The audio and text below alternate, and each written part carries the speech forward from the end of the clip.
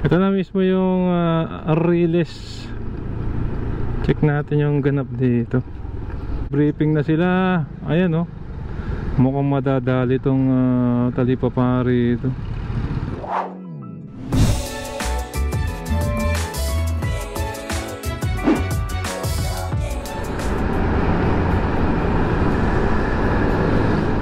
Okay, good morning. Magandang araw mga kababayan, no? At araw po ng Kagitingan ngayon, holiday. Tuloy-tuloy pa rin yung coverage natin ng update natin, PNR NSCR South Railway Project. At galing nga tayong Alabang kanina. At nakita natin yung mga ide-demolish na na mga bahay. So sa ngayon, pupuntahan naman natin itong Bikutan. Check natin itong lagay ng rito. Kasi nga dun sa Laguna, wala na akong Riles yun. Parting San Pedro, Santa Rosa yata o Cabuya, wala na ring Riles eh. Pero ayun nga, kasi kakasara lang na itong Alabang. Ngayon pa lang nila sinasagawa, no, yung planong pagtatanggal. At gagawin nga ang elevated do yung Riles. Anyway, syempre mga bayan, kung bago pa lang po kayo sa ating channel, inaanyahan ko po kayong mag-like, comment and subscribe, hit yung notification bell para updated ka pag may bago tayong video. So nandito nga pala tayo ngayon sa East Service Road, northbound. Sukat going Bikutan tayo. Check natin yung ganap dyan sa Riles. At yun nga, no, ganun talaga, marami pong maapektuhan. Pero in the long run, after 5 years ay may maganda namang mangyayari, no, once na naitayo na itong bagong Riles, no, elevated, katulad dyan sa nakikita dyan sa MacArthur Highway going Clark. Diba? Wala na po yung mga interchange, yung mga stop, look and listen. Hindi na kailangan ng train spotter ba ang tawag doon, yung taga baba nung stop sign. Kasi nga elevated na, mas mabilis to mga babae, kasi nga elevated na. Doon lang siya hinto sa mga istasyon, no. So sama lang kayo, check natin yung ganap dito sa Bikutan. At kung may time pa, bandang Maynila, Pandakan, may pupuntahan tayo ron. Kasi nga nagre-ready na eh. Pati dyan sa Santa Mesa, alam ko nagre-ready na. 5 taon nga po pala, no? O sa mga hindi pa po alam yung gano'ng katagal yung timetable na itong paggawa ng proyektong ito, 5 years, no? Sana nga mas maikli eh, pero yun po yung estimate nila. Ito, dito tayo sa Walter Mart Bikutan. Dito kanang kaya tayo rito. May Riles dito eh. Tignan natin.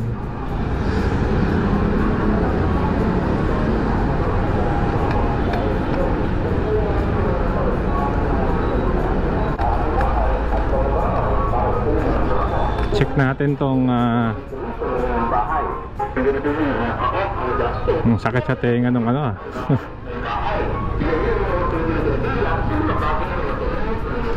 Ito, industrial complex tong lugar na ito eh.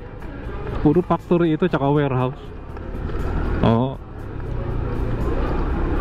Dito pala yung ng bench, bench depot.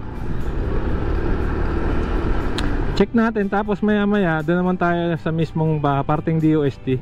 May parang talipaparo or palengke. Doon na, check tayo ron. Ito na, Riles na to. Ito na mismo yung Riles. Check natin yung ganap dito. Ayan, malinis na.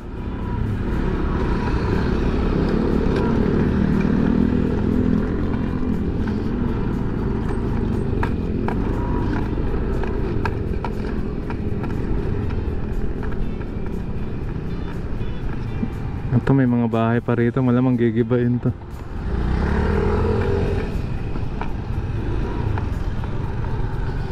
Balik tayo. Ito, papunta to ron sa palengke. Malinis na, pero wala pang mga manggagawa.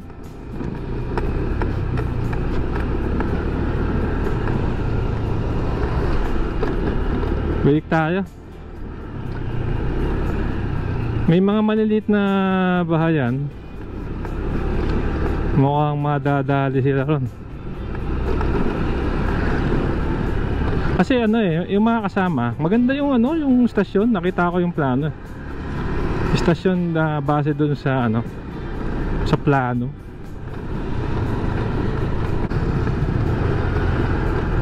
Kaya punta sa Bikutan. Okay, so ito na yung Bikutan interchange. Nakita nga natin dun. Actually wala pang wala pang takip At dito sa bandang Laguna, Muntinlupa, talagang may harang na. Ito yung sinasabi ko sa inyo, yung talipapa. Sa likod nito, nandyan yung Riles. I-check natin ngayon. Hindi kaya madadama itong talipapa palengke rito.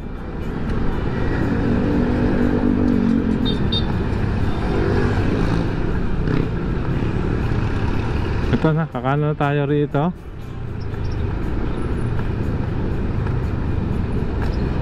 Ito.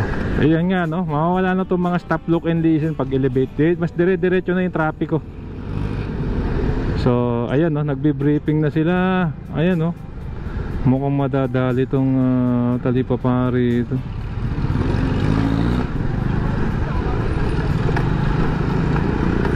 Madadali yung talipapa, mga kababayan.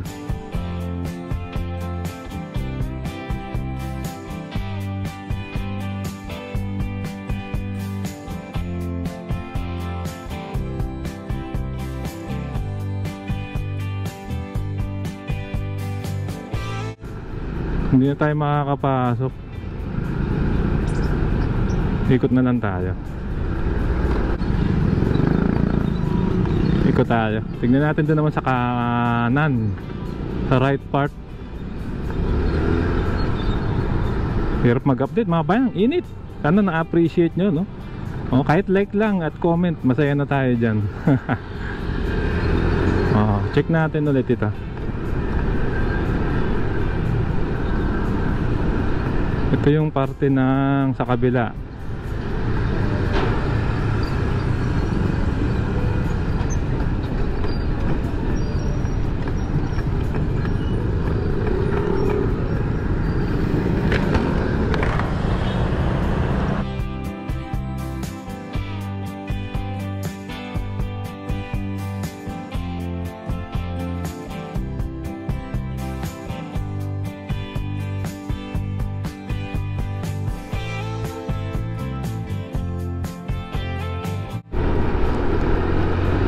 Bigyan pa natin ng isang sulyap yung palengke dyan sa Bikutan interchange mukhang hindi makakaligtas to. Mukhang madadali to ng PNR, mga kababayan.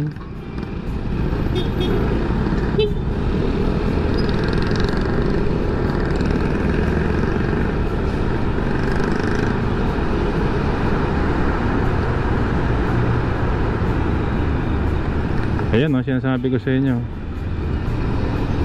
Ayan.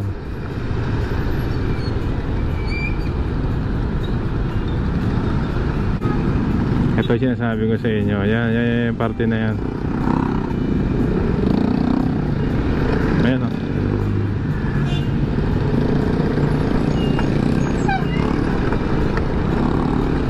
dali yan yung palengke. So yun na yung kaganapan sa Bikutan Tawid tayo rito.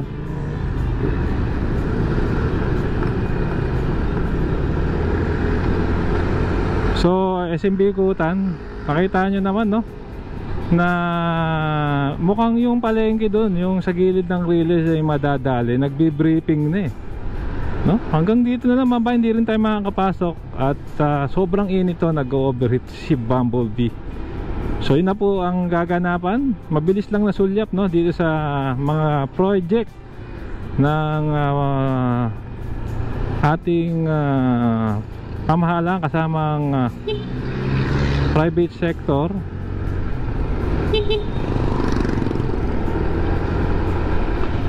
Anyway mga bayan, hanggang dito na. Kung nagustuhan nyo itong video, inaanya ako po yung mag-like, mag-comment, and subscribe. Hit yung notification bell para updated ka pag may bago tayong video.